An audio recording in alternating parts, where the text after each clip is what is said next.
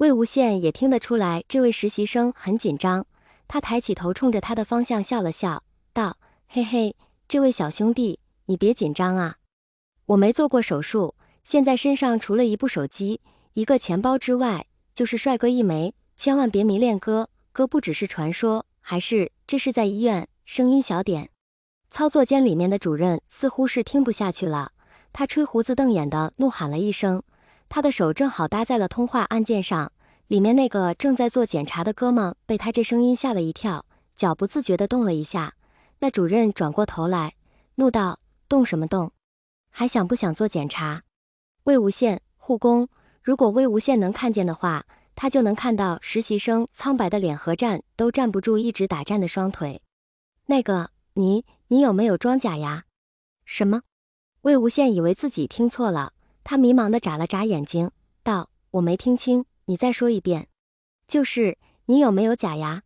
魏无羡足足愣了半分钟，终于忍不住哈哈大笑起来，哈哈哈哈哈哈哈哈哈哈哈哈！哥们，我吃好喝好，哪来的假牙？那位实习生似乎因为魏无羡的笑声而渐渐放松了下来，他说话好像也不结巴了，胆子也大了起来。哦，那小哥哥，你的体重是多少？魏无羡告诉他自己的体重，里面的那位也已经检查完毕，实习生就带着魏无羡走进了 MRI 室，他脱了鞋子躺在检查床上，等着时间过去后就去 CT 那里检查。15分钟过后，魏无羡一脸惨不忍睹的从 MRI 室里出来，实习生还好心的把他扶到了轮椅上，他就听到魏无羡倒吸了一口气，道：里面吵的耳朵都快要炸了，你们是不是应该找一块海绵或者耳塞堵耳朵？这位实习生这才恍然大悟，道：啊，实在对不起， MRI 是有海绵和耳罩的，刚刚忘了给你塞了。魏无羡，这一天下来，魏无羡只觉得自己的耳朵已经不是自己的了。在放射科那栋楼里吵到炸，还要经过 MRI 的耳边狂吼， CT 那里因为有些人排队插队闹得不可开交。回到病房之后，耳边病人和家属之间的声音以及生怕魏无羡听不见，特地开到最大声的电视，这简直就是摧残。魏无羡足足等了一天都没有等来蓝忘机，他不由觉得郁闷，这小古板到底跑到哪里了？怎么现在都没来？说好的今天过来看我的呢？我还等着问他写的那篇日记的内容呢。已经是晚上11点多了，周围的声音终于小了下去，虽然偶尔有点窸窸窣窣的声音，但好歹可以让魏无羡的耳朵好好的放松一下。可是咕噜噜，魏无羡听见自己的肚子正在跟自己抗议，他不由得想到今天中饭和晚饭的菜色实在是让他难以下咽。说实在的，如果让他天天吃方便面都不要吃医院里面的饭，简直有毒。过了不到10分钟，魏无羡终于忍不住了，他知道自己旁边的柜子里没有吃的，护工临时有事，魏无羡让他回去了，但是现在他的脚不能沾地，手臂也是半吊着，实在是不方便，但这点小事却难不倒魏无羡。他一把掀起身上的被子，左脚一时之间也找不到鞋子，他干脆就光着脚，右腿悬在半空中，左手不方便行动。魏无羡用右手撑着床，慢慢的站了起来。他凭着早上的记忆，记住了病房房门的位置。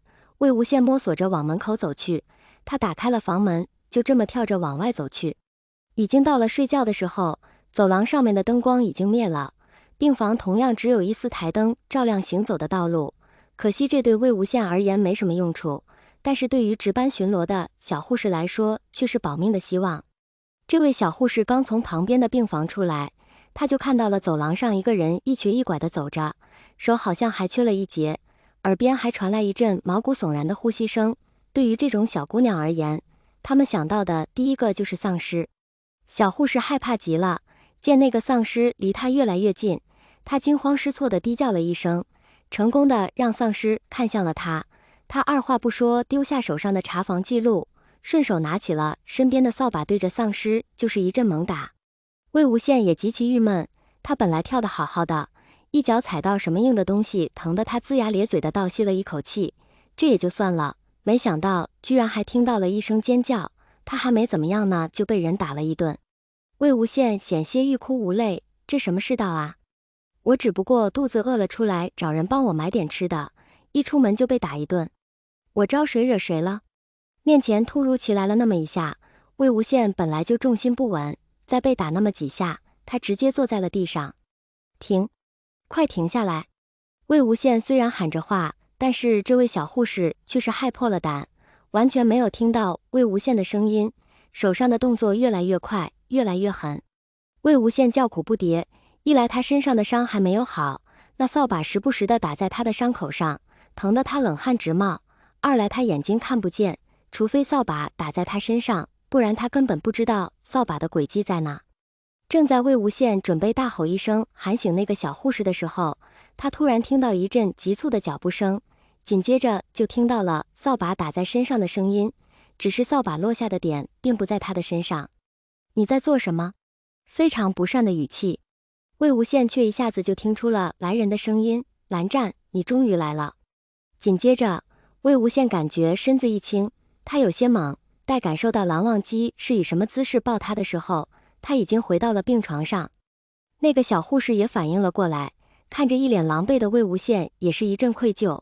对不起，我不是故意的，我以为你是丧尸，我害怕就打了你，对不起。魏无羡也是一阵无语，但他却没有责备小护士，反而开起了玩笑，哈哈哈哈哈哈哈哈哈哈哈哈！你有见过我这么帅的丧尸吗？魏无羡安慰了一会儿那个小护士，终于把人给送走了。他长叹了一口气，这才得空去找蓝忘机。蓝湛，你怎么现在才来？我都等了你一天了。我的错。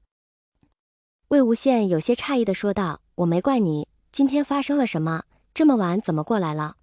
听你的声音，感觉你心情不太好啊，说出来给哥听听，哥帮你解决。天知道蓝忘机此刻的脸色有多差。放学的时候，他本想着要来医院看魏无羡，可是蓝启仁突然有些不舒服，蓝曦臣也在上课没有回来，蓝忘机就带着蓝启仁来到医院进行检查，一查就查到了晚上8点。在检查到只是过度疲劳而导致的高血压，只要挂水住院2天就行了。等蓝曦臣带着饭菜过来找他们时，已经是晚上11点了。蓝曦臣在较远的地方上大学，晚自习下课就已经到了9点多，他路上买了些饭菜送来，也已经很晚了。蓝曦臣看着蓝忘机，他笑着说道，叔父现在已经没事了，你先忙自己的事吧，今晚我留下来陪叔父。劳烦兄长。谁知道刚到医院，还没来得及进病房，就看到的魏无羡瘫坐在地上，任人用扫把打，打得毫无还手之力。看到扫把棍打到魏无羡伤处的时候，蓝忘机险些当场失控。蓝忘机没有回答魏无羡的问题，眼神略显呆滞地看向魏无羡，语气极为僵硬，魏婴，你是不是看不见？见事情再也瞒不过去了，魏无羡只好承认，是啊，一片漆黑。